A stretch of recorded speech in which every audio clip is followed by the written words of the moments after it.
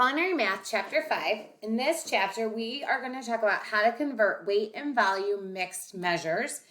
And we're going to focus on still using the bridge method. So we use the bridge method in Chapter 4, and now we're going to apply it to mixed measures. So what that means is we're just going to be going between weight and value measures within both the imperial and the metric system, which seems complex, but I promise it won't be. So let's just recap how to use the bridge method and specifically how to use it for mixed measures. So first off, you're going to look at the problem and you're going to see what unit of measures you need to convert from both aspects. So a mixed measure is kind of like a mixed number. It's going to be two parts. So it's going to be 6 pounds and 8 ounces. So what that means, mixed measure, is it has 2 units in the problem. So you're going to look at both of them to see what are you converting them to. And sometimes they will be in just the imperial system.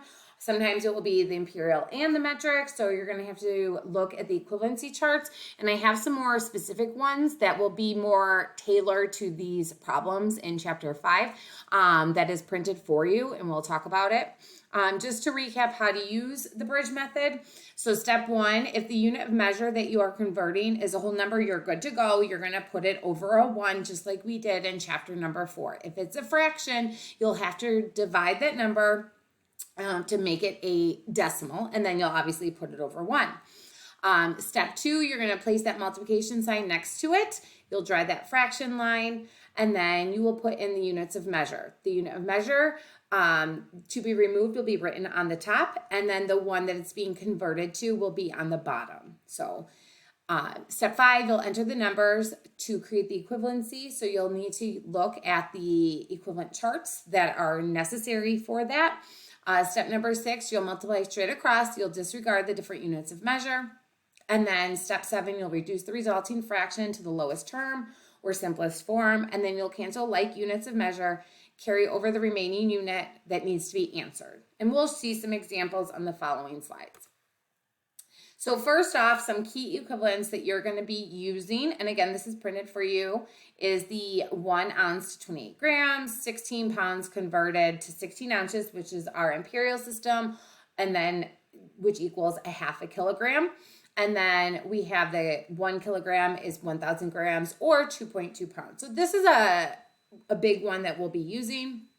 And then on the next couple of slides, we have the imperial weight to grams and then to kilograms. So this will be helpful for that. And then we have the imperial, the metrics with weight in terms of grams, ounces, and pounds. So this is all the equivalents for that. And again, if you don't know how to use these equivalent charts, ask your teacher for clarification. And then this is the metrics to imperial volume. So we have the metric in the first, converted to cups, converted to pints, quarts, gallons. So this is that all written out for you. All right, so here's our first example.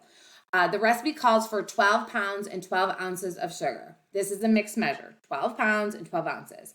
You purchase sugar by the pound, and therefore you need to convert the quantity so that it all is in pounds. In examining this mixed measure, you see the 12 pounds is already in pounds, but the 12 ounces needs to be converted to pounds using the bridge method. So you're going to convert the 12 pounds, 12 ounces, all to pounds. All right, so to do that, you have your 12 ounces that you're converting, and you'll put that over 1. So you can see that's already been done for us here. You're going to, like this steps to the bridge method says, you're going to put your multiplication sign, you're going to draw your line, and you're going to write on the top what it's being converted to. So pounds. Then on the bottom, you're going to write the equivalent or the conversion of that. So there are 16 ounces in a pound, which is why it's written that way. Then you're going to multiply. You're going to multiply 12. You're going to cross out the ounces because at this point you're converting it to pounds. So it's just going to cancel out. So you're going to cross out the ounces and you're doing 12 times 1, which gives you 12 on the top, and then 1 times 16, which gives you 16 on the bottom. And again, you're converting to pounds. So the ounce cancels out. So you're going to have 12 over 16. You're going to divide that, 12 divided by 16, which gives you 0.75 as a decimal, which is 0.75 pounds. You're going to add that to the original amount, 12 pounds, because you were just converting the second measure, which was the 12 ounces. So you'll add 12 pounds plus 0.75, which gives you a conversion of 12.75 pounds. So in total, the recipe is going to use 12.75 pounds of sugar. All right, so this next problem, you have converted the yield of a recipe and now calls for 18 tablespoons of chopped scallions. To save time and reduce the chance of error, you need to convert this to a larger unit of measure. Using the bridge method, the problem can be set up as follows. So essentially what you're doing is you're converting 18 tablespoons of the chopped scallions to cups. All right, so you're going to set it up following the bridge method. So you're going to put 18 tablespoons over 1 because it's not a fraction, so you don't have to do any math at this point. You're going to make your multiplication sign, draw a line. You're converting it to cups. So that's going to go on the top. So 1 cup, all right? And then on the bottom, you're going to put its equivalent. So there are 16 tablespoons in a cup. And you'll write that on the bottom. So now you're going to multiply. The units cross out because you're only keeping the one you're converting it to. So you're going to multiply 18 times 1, giving you 18 on the top, and then 1 times 16, giving you 16 on the bottom.